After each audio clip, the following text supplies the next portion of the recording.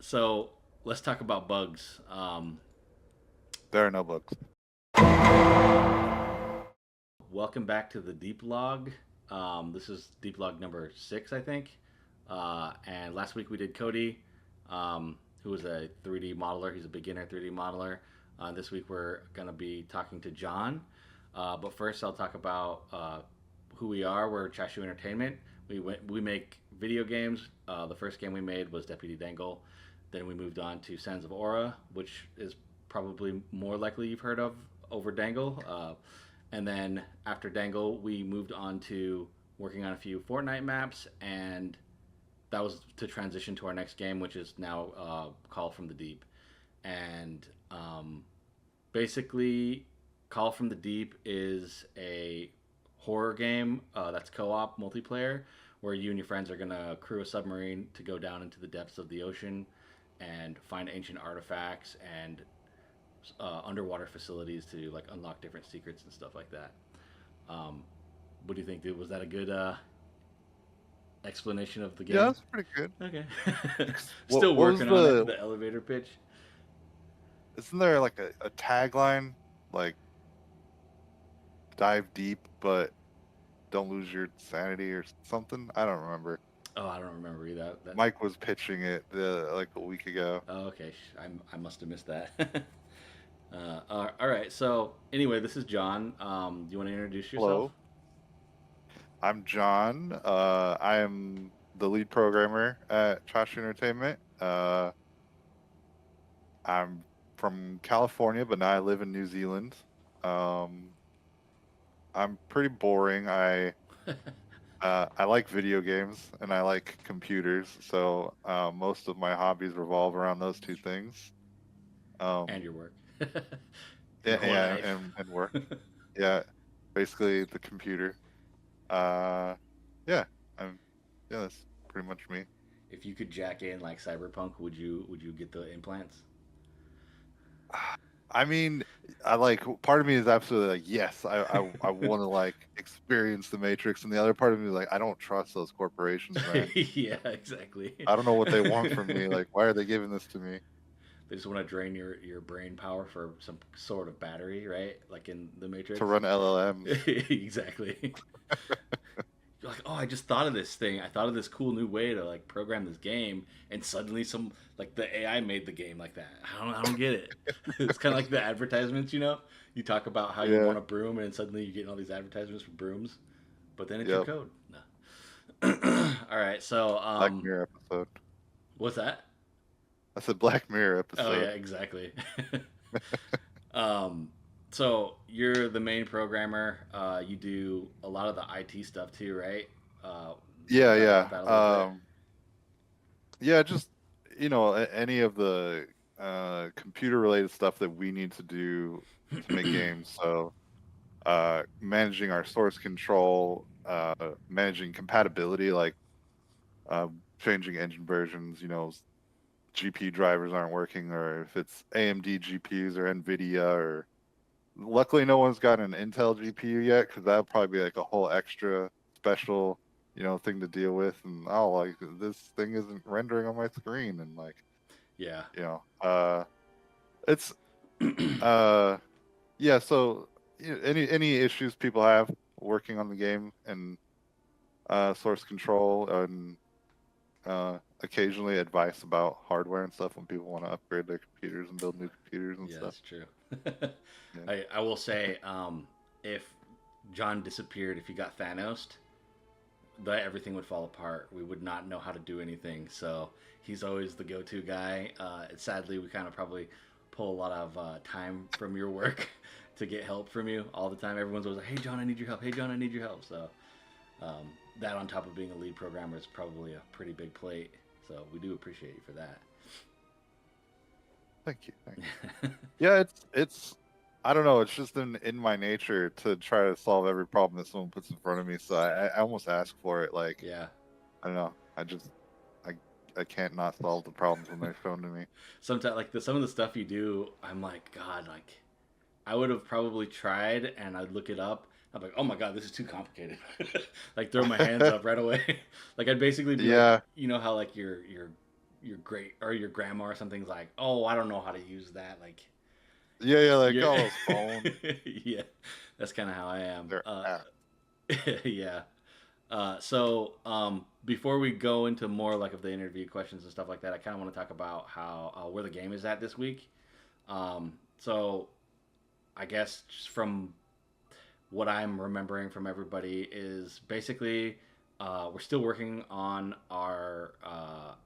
Well, I don't know if I said it last week, but basically we're moving on to these monthly milestones, and so we're shooting for a milestone in September, which we want a playable game, something to show you guys. Um, it won't be perfect. There's going to be a lot of problems, and it's not going to look perfect either. But for the most part, I think we got most of the necessary things in there, right? As far as like character animations and stuff like that. I'm not sure if they're all implemented yet for use. John probably can talk about that a little bit more in a second. Um, but other than that, there's a lot of level design things going on. A lot of sounds are getting implemented into the world, which is sounding amazing. I was just watching Flynn, the first person I interviewed, Zach. Um, he his level has some sounds that Eduardo put in, and it's like it sounds so creepy already. It sounds amazing. And so we're really excited to show you guys that little vertical slice for September. But every month we're going to try to make another milestone and try to reach a common goal for the whole studio to be able to show you guys more and more progress. So, do you want to talk about a little bit of what's going on? Oh, first, let me finish. On my side, I'm working on an enemy character, and that's one of the pieces that we need. But if I'm being honest, we might not get it in time because I'm kind of not close enough yet to say that John will get it in time to finish it. But there will be a different enemy if not for this character. Um, but yeah, so hopefully you guys can see some really good progress in September. But do you want to go ahead and talk about what you got going on this Yeah, week? I guess this month. so it's been all about the core systems to build gameplay off of. In Sands of Aura, we built everything like custom made for the specific purpose, and it kind of made the situation where a programmer was required to do basically anything interactive in the world besides level design. Um, and so when we started working on Call from the Deep, one of the things we really wanted to do was try to make systems that are generic enough and user friendly enough that like it would support like kind of open-ended possibilities with the gameplay. And so that's what I've been working on for a while now, and I just did probably the biggest one, which is sort of like any kind of interaction between like you swing a shovel or like a pipe wrench or a sledgehammer at something, like a wall or a pipe or something, and whether or not it can hit it, or what that might mean. Like, are you trying to like break the wall down, or are you trying to repair the pipe? Are you trying to scoop coal out of a coal pile to throw into like a coal powered generator? That the basic framework of that system and what things can interact with what things and what they do is pretty much done. And so then that will allow the level designers to go in there and set up through just like a user interface, like, okay, so this thing needs to be hit by a shovel, and when it's hit by a shovel, it'll break, and then that can, then it plays some kind of sequence, like the lights spark off or something. Like it's it allows for like being very creative with like uh I don't want to say like puzzle necessarily, not like everything is a puzzle, but just like getting through the levels, like looking around your environment, figuring out what things are and what they might do, and then figuring out how to progress uh is what is an experience we want the players to have, and this system will allow the level designers to make things like that fairly easily. And then I'm also working on the player uh, gameplay animation stuff. So uh, all their different tools, equipping and using them, and that should be done soon. I'm also not sure if I'm going to get everything in before our deadline, so don't feel too bad about the enemy. Yeah. Um, but yeah, after the player stuff, then I'll be trying to focus on getting in our first enemies. Um, Nice. yeah, so that's what it looks like for me. All right. Yeah, and every week we're gonna try to. Well, there's only gonna be one more interview after this, and once that'll be the entire team, and then once that happens, we're gonna be giving you guys shorter videos, way shorter, of actual things that are happening and changing in the game, so you guys can see for yourselves, and it's not just us talking about them.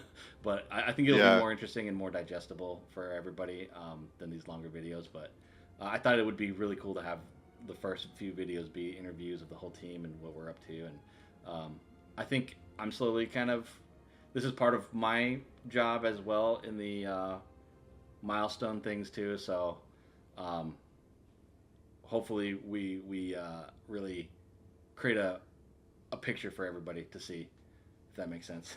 yeah. Anyway, so we'll move on to just more questions about programming and stuff like that. So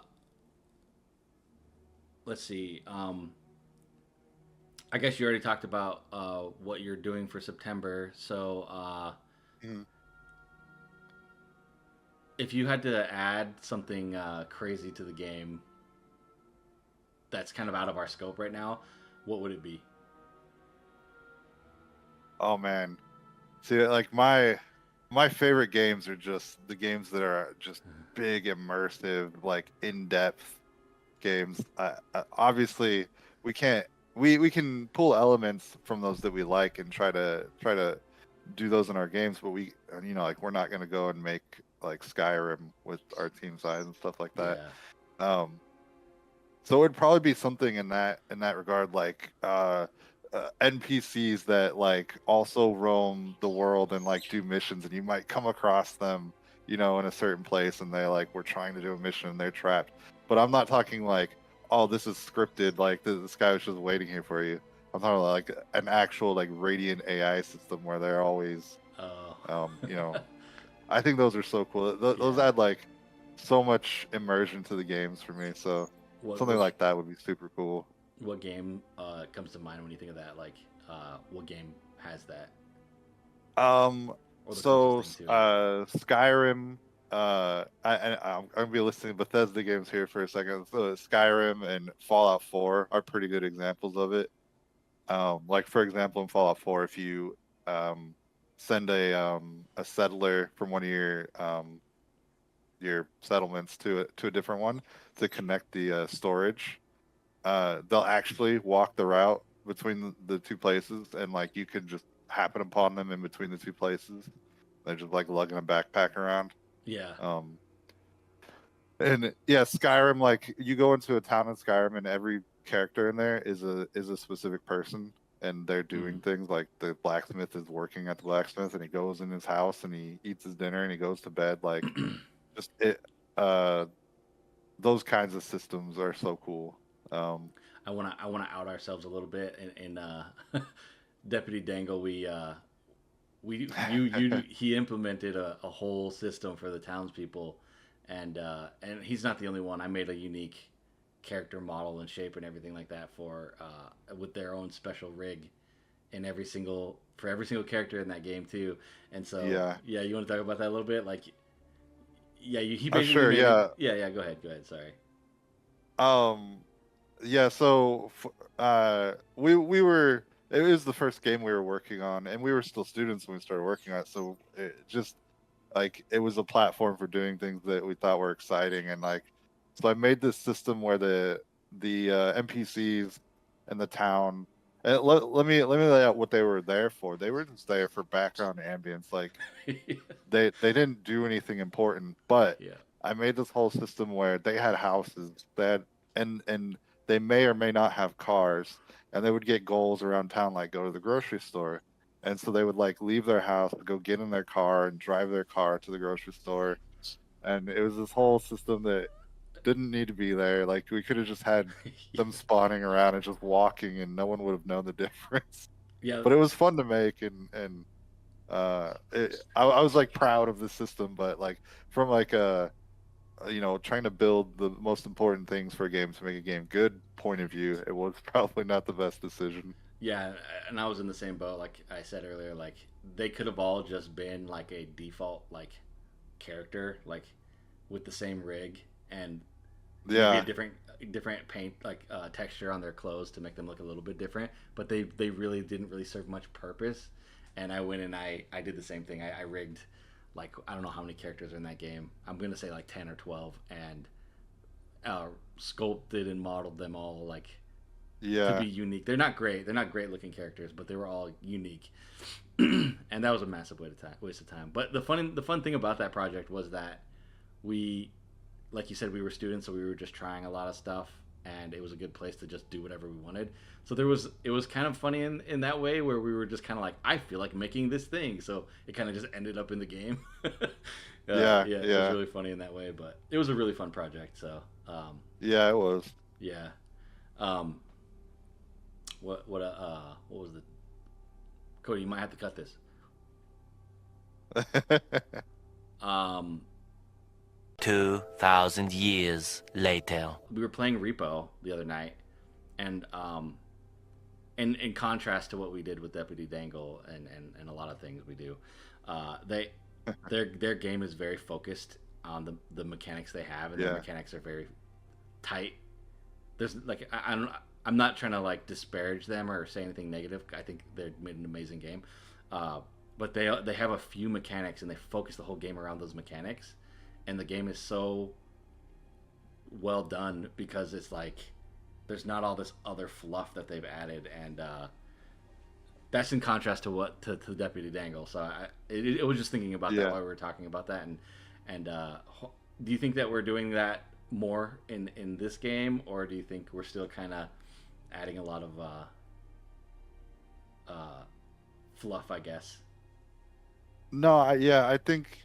I think that we have learned through each project to try to stop doing that to such a degree. Like obviously, like you could have a cube in a level, and I mean that's a little too focused. It's not, Yeah, there's yeah, nothing there.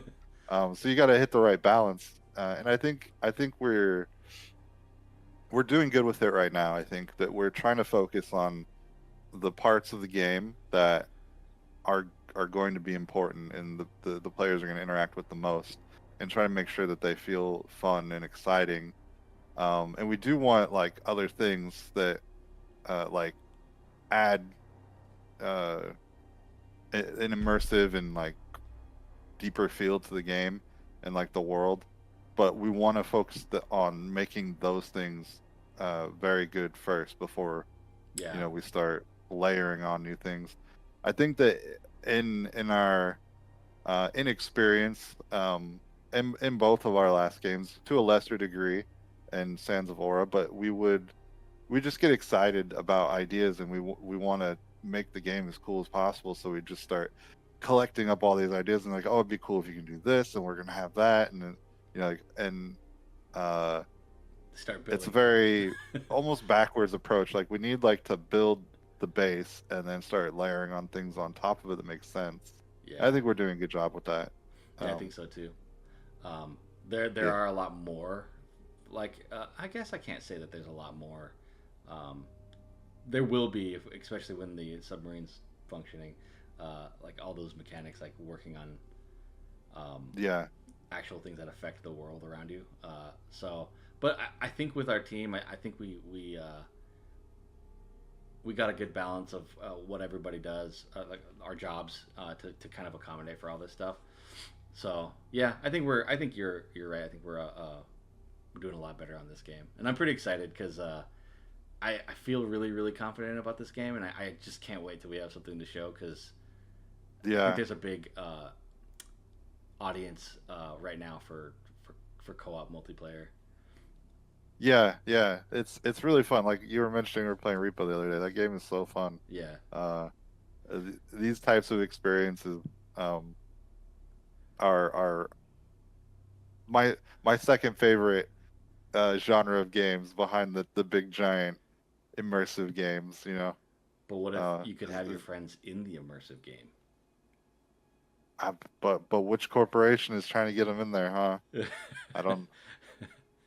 Well, I mean, the thing about your friends being in your immersive game is they can ruin the immersion too, right? Yeah, yeah, that's the thing. Like I'm a quest reader and an Yeah. everything reader. I find a lore book or a note and I want to read it all, and everyone else just wants to go kill the bad guy. So I'm the slow Yeah. guy, I'm slowing everything definitely down.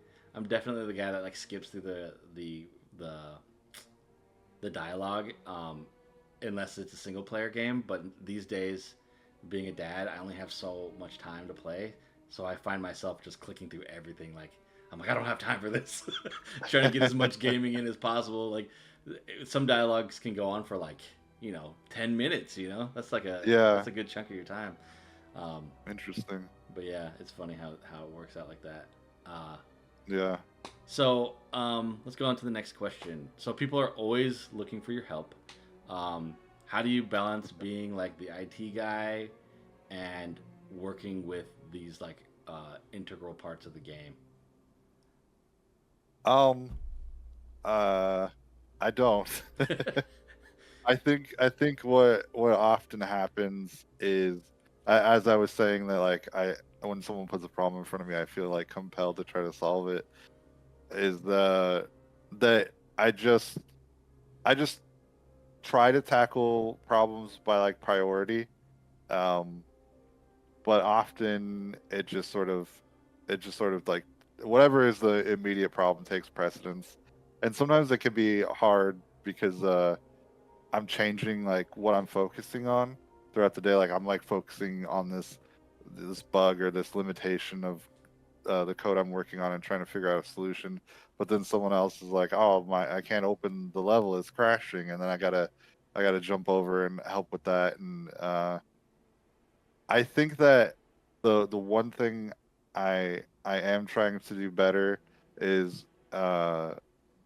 when people ask for help, not to immediately try to do it for them. I don't know why I do that all the time, but like so the improvement I think I am making is that like I'll try to give them just guidance first, like, oh well, try this or check that, or rather than just like, oh, share your screen and I'll walk you straight through it, because Yeah. that takes up too much time I think. And um so long answer short, I don't think I'm very good at it, but I'm getting better at it.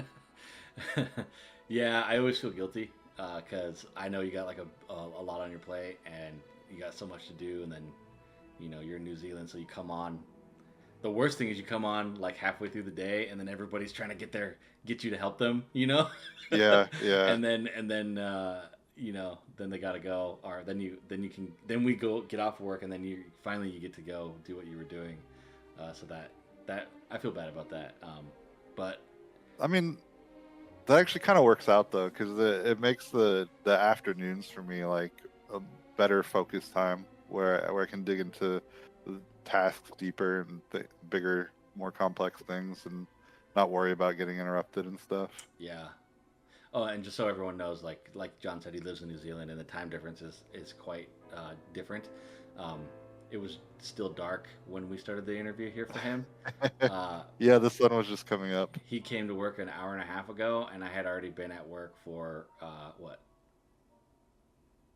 4 hours, so So, yeah, something like that. Yeah. So and then yeah, it's 8:20 in the morning here. What time is yeah, it for you? it's 3:30 p.m. or 3:20 p.m. So We're pretty much at opposite ends of the day. yeah. So yeah. Um, so let's see. Oh, so who helps you when you're stuck?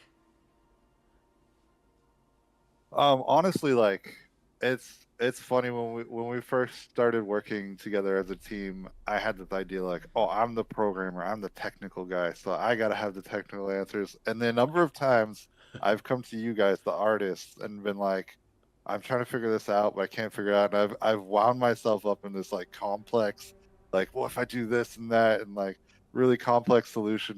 And then someone's like, well, what if you just do A to B? And I'm just like, that can't work. They can't have the idea that works. And I'm like thinking about it, like, oh dang, I think that works. The It's one I like remember so. is. Oh, go ahead, please. Oh no, go ahead, go ahead. I was gonna say that the one I remember was in Dangle. There's this mission where you're falling, and you had to shoot your gun that had balloons attached to the bullets, and they would you shot a plunger for your toilet, and it had a balloon Yeah, stuck to it. So you had to catch people in the air. So you had to suction people with the balloons, so that they wouldn't fall out of the sky. It was a dumb little thing. Anyway, the camera was all messed up, and he couldn't figure it out. And I don't remember the solution, but I remember like, oh, what if you just move the camera back and then up and then like tilt it or whatever. And it was that's the only one I can really like pinpoint. yeah, You, yeah. I'd forgotten about that actually. Now that you bring that up, yeah, it was uh yeah, something I think I was trying to like keep the camera like player controlled, yeah, but it was just like kind of overwhelming in that environment with no point of reference. You were just falling in the sky. yeah. And yeah, then the idea was really simple. And I've gotten a lot better at realizing that just because I program doesn't mean I know everything. Well, But I when you mean, first start, you know, what's that? I said when you first start, you think that that means you have to know everything. What's a more recent one you think that you can think of? Um, I I think that I ask for input so often now, I can't think of like any specific like big ones. Um, just like just general ideas and like usability too, because like I said, I'm working on things for the level designers to sort of author gameplay, and I'll I'll think of how what makes sense in my brain, and usually that's a little more complicated for some reason. Like I don't make simple things, unfortunately. And then I'll talk to like Mike, and I'm like, hey, so like I made this thing, and you have to click these buttons and hit this drop down and pick this thing. And he's like, well, could we have it where you just do this one thing? And I'm like, oh, that makes way more sense. And so I've done that a few times with these systems, Yeah. just through trial and error and like getting those suggestions. Okay. Yeah, it's always fun the dynamic. You and Dylan talk a lot. Dylan helps a lot. You guys like brainstorm Yes. together. Um, Yeah. and there is always like there's a lot of communication in our team, which is a really big um, positive to having a small team. There's not like all these departments where you know the departments are so big that nobody's kind of talking to like the animators aren't really talking to the programmers. Like they're kind of Yeah. delegating it to like the leader or whatever. I don't know how it works. I've never worked in a bigger studio, but that's kind of how I've heard it works, and it seems like that is one of the major advantages to working on a small team, and also being able to like share ideas with like people who have the potential to actually get it in the game. Yeah. You know. Yeah.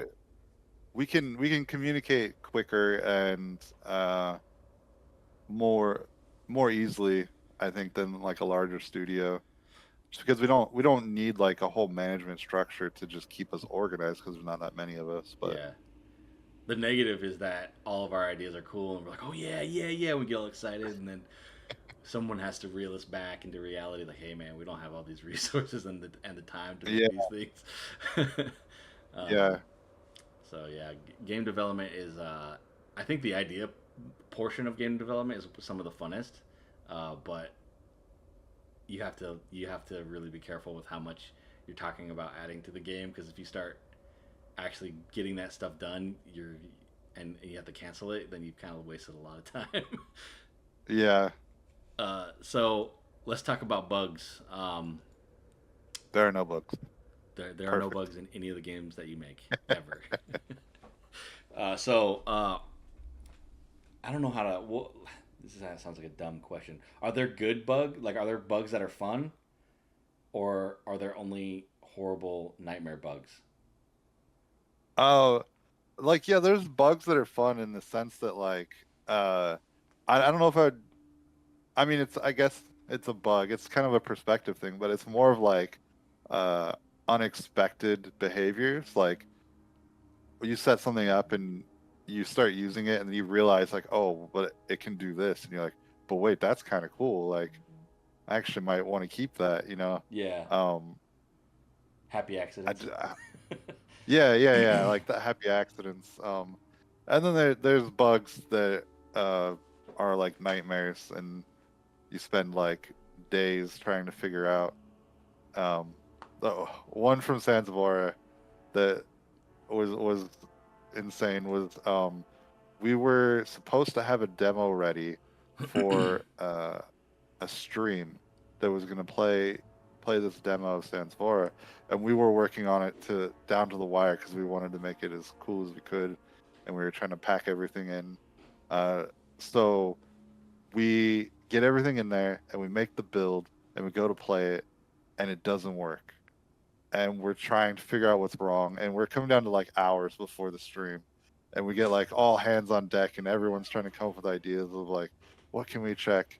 And the this bug, I don't even, I think we just got lucky. We were shooting in the dark, like maybe it has something to do with this, or maybe it has something to do with that.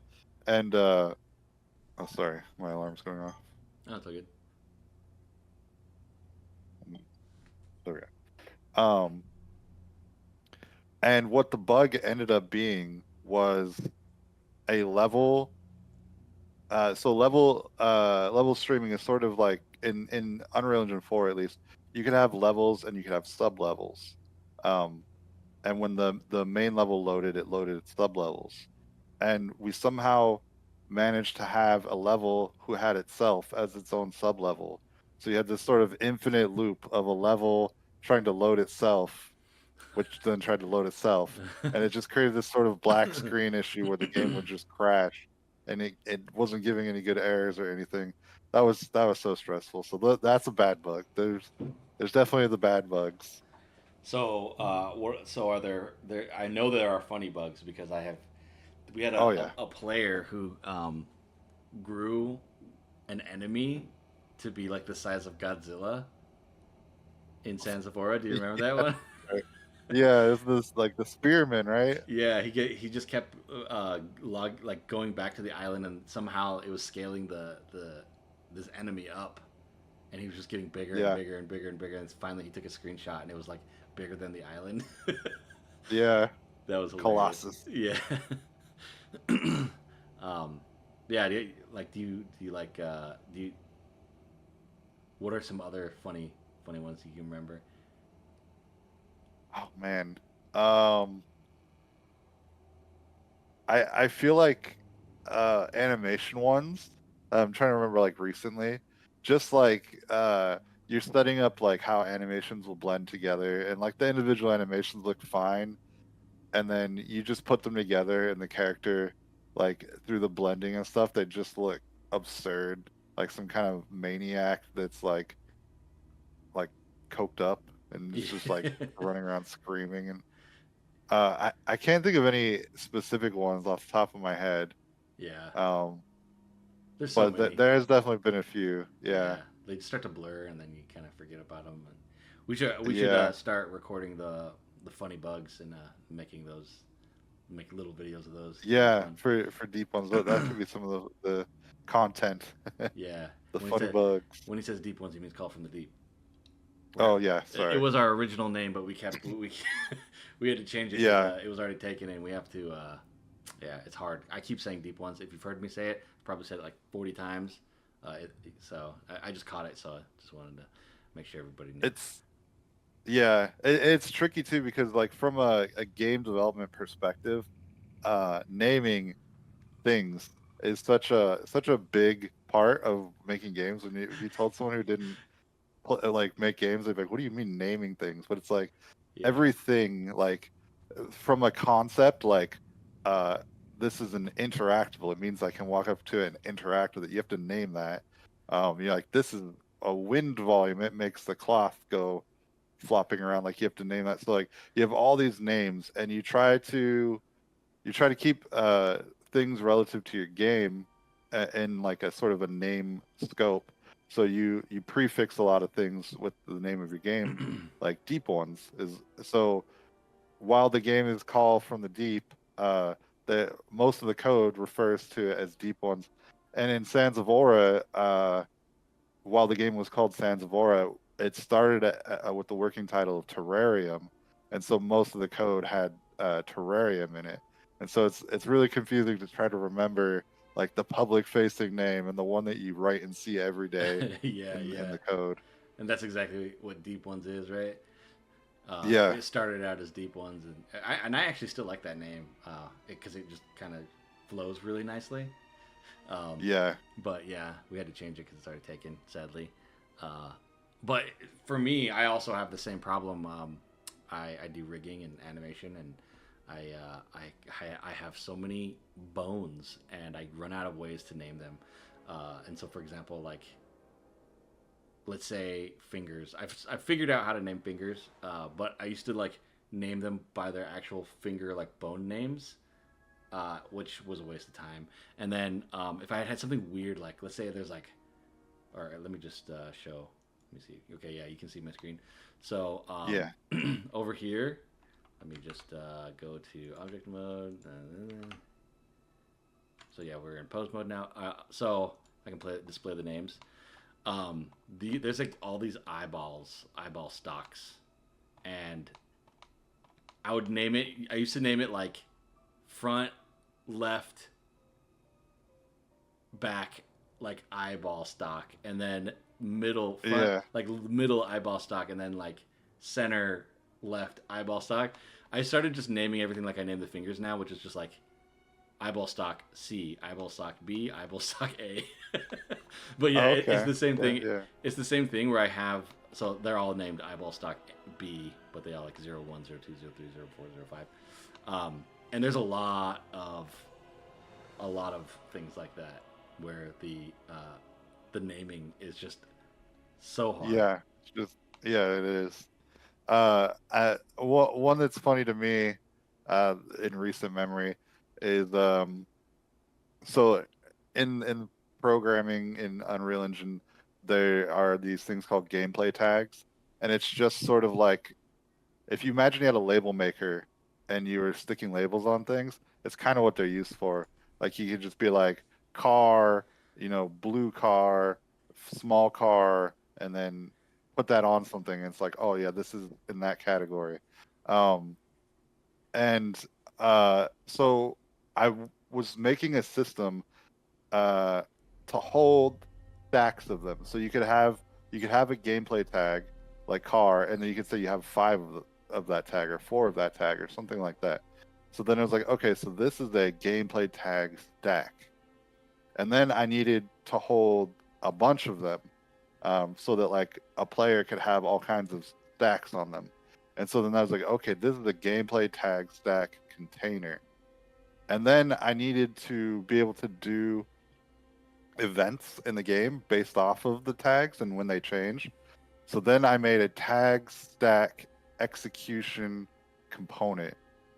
And it just all these names like and you sit there for like 5 minutes trying to think like this is ridiculous name, like it's got to be a simpler name, but yeah, it's just part yeah, it's probably the hardest part of the Yeah, job. like I feel like I'm Naming things always getting well. stuck. Like, what do I name this? Like, oh, like Yeah. even like naming a character, like it doesn't even matter because like let's say the character is the character for the whole game forever. Sometimes like I just get stuck with what I should call it. You know what I mean? Yeah. It's Yeah. always it's always a problem. Uh, it it it was almost as hard as naming my kid. I'm not gonna lie. Anyway, so yeah, so away from like like the actual develop, it's still developery stuff, but so we all work remotely. We don't. We used to Yeah. work together in Culver City, California, which is like in LA basically. We all had an office and we used to come to work every day. That was nice. We actually started working remotely too, actually, and then we got that office, and then we moved, and everybody kind of scattered. But so now we all have to work remotely. So we've been working remotely since before COVID, so we were used to that. Like nothing really changed for us, but uh, I'm assuming the time zone is the main thing. But what's the biggest challenge with working remotely for you, since your time zone is so different? Yeah, like the time zone thing, is a challenge. Being able, like when we worked in an office and we needed to have discussions, there's so much like communication and body language and stuff, like we would all pile into a little meeting room and talk about design and stuff. And I think it was just better communication. Yeah. Um, the tools for working remotely have gotten so much better though. Like back when we first started doing it, we just had Skype. Skype, Yeah. and then we tried using Zoom. Dropbox Oh yeah. to hold our project. This was when we were very new to all this and really didn't know what we were doing, and we learned really quickly that someone could accidentally just delete the whole project, Didn't that happen? and Like, it did... did happen, yeah.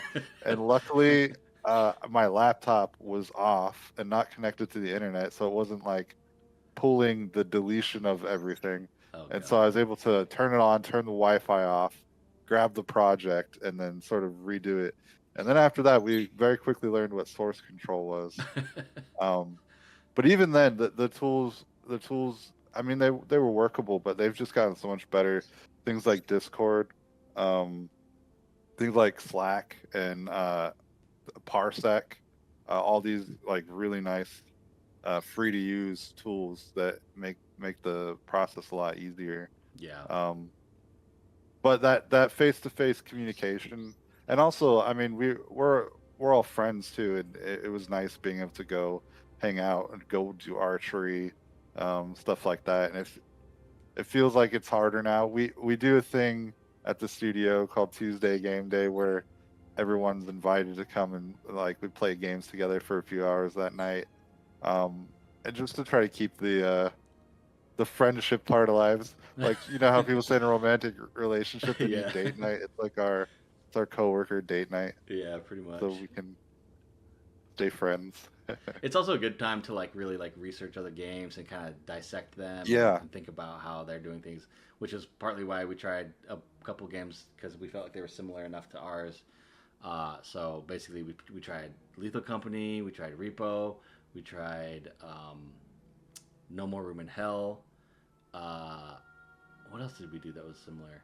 Oh, we tried that the ambiotic future factor, a- ambient factor, I think it's abiotic or abiotic. abiotic, or I don't know how to say Yeah. that word. But yeah, uh, something like that. yeah. Oh, so if you were to say what our game is mostly like, what would you say? Which game? Oh, Pulsar. Sorry, Pulsar was actually Pulsar, yeah, Pulsar was something interesting too. Yeah, I liked that one. Um, yeah. which one do you think more resembles how our game will play like? Um, I want to say more like No More Room in Hell, but not in the sense of like The combat and stuff. the the combat and the enemies, because I don't think our game is just going to be full of Enemies. Yeah. enemies like how No More Room in Hell is full of zombies. But like as far as how you're trying to like get through an environment and solve puzzles and stuff and collect things that you need to get through it and stuff like that, I think that carries a lot of similarity. Um, Things like Repo has some similarities too, but like the specific mechanic of like that you're collecting items and stuff to leave, we're not.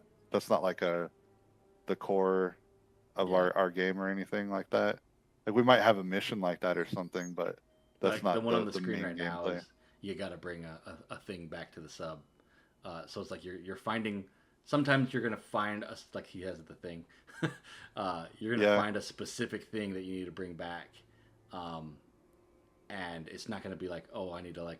It's not like repo where you gotta like collect a certain amount of money to like succeed. It's more like get in there and then figure out how to get out with the thing. Um, yeah, so and I don't know if that's like I I feel like that's kind of like the main loop, right? Like you're going for a thing whether you bring it out or not, to turn something on or like basically, uh, like some of these are like connected, I guess. So does that make sense? Like it's like you open a gate so your submarine can get through it or something. I don't know. Uh, or am I completely off right now? no, I think yeah, you're trying to give it like a broad Yeah, spectrum yeah, definition kind of. And I think yeah, you're close. Like I don't. I think sometimes it might not be getting a thing. It may be like going in there and repairing something, or yeah, you yeah. know, um, Like a beacon or something, or like that's kind of what I meant. Like you're going to do a specific goal, right? yeah, You're not trying to like collect a bunch of stuff like in Lethal Company or Repo. yeah. Yeah, But in doing that specific goal, you may end up needing to collect a bunch of things. Like I think one of our sort of vertical slice levels that we have right now is you have to get these batteries to power up this device. yeah, Because that was part of your mission, is that you're going there to like restore this communication device. Um, and so you have to go around that facility and find the batteries, and um, yeah. But things will happen along the way. that'll be like within that level. You're not like Yeah, going like in Repo. You're collecting all these things to sell basically to the robot, and then you can use that money when you go back to the station or whatever um, yeah, to buy like equipment and upgrades and stuff like that. Which I guess we kind of have too, right? Like we want to be able to purchase items and stuff. yeah, yeah, Yeah, but it's not. I'm just trying to say that it's not like Repo in that way.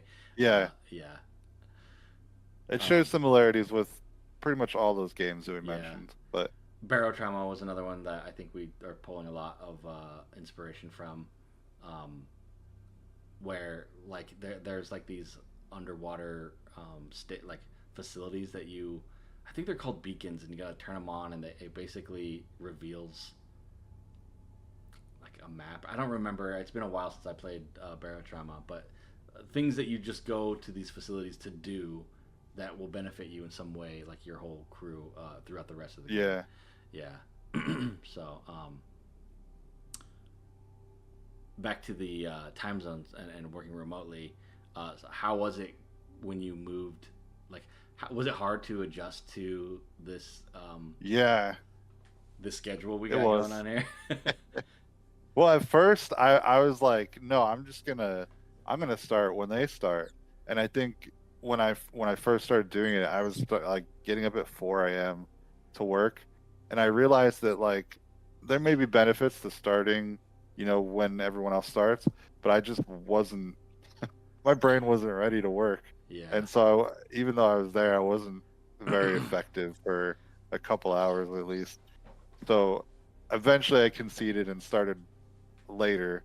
Yeah. Um, so I've adapted to it, but it was definitely a struggle at first, especially. Yeah. I think it would be really hard to do the night shift lifestyle too. For me personally, I think Yeah, I need sunlight to stay happy. yeah, Yeah, yeah, like just being in the dark all the time would be probably depressing. So yeah, but I think it works out. I think everything like we kind of as long as we do our work, we all kind of trust each other, to stay on task. Which is another great thing about being a small team is that you know everybody and you can trust them. And I think that's a negative about remote work oftentimes too. Is like you really don't know what everyone's doing, and when you're friends, like you can trust your friends, and I guess sometimes you can't trust your friends, but we trust each other, so that's that's good. yeah. Yeah, our team works pretty well together, so um, yeah, I mean that's pretty much it for all the questions I had for you, and we're actually going on pretty long right now, almost an hour now. So Oh, jeez, I didn't even yeah, it's, like, realize. it's so easy to start talking, and you know, You're such a good interviewer. I know I'm so good at it. Basically, Joe Rogan, right? No, okay. Only got like 6 views. What? Nah. Um, yeah. So, if you guys are interested in more of our deep logs, these are more like interviews right now. But soon the videos are going to change. They're going to be much shorter, and it's going to be more about the actual um, features that we're working on, and any bugs or anything funny, and we'll keep you guys updated. And there will be more longer videos where we have conversations like this. They won't be interviews, but we're just going to be talking about um, the milestone. So like every time we reach a milestone that we have, you guys will get a longer video like this to talk about where we, if we reach the goal or not, and you know, basically like a post-mortem in a sense for that milestone period. But then, yeah, it'll mostly just be those shorter videos. So if you guys are interested, just feel free to join our Discord or follow us on X or any of the social medias that we have, and we'll update you when these are coming out. You got anything else to say before we leave? If you made it this far in the video, I apologize for all the long form talking. Yeah, we may be able to remove like 3 minutes of where my brain stopped working, and we can cut that out. So, all right, you guys have a good one.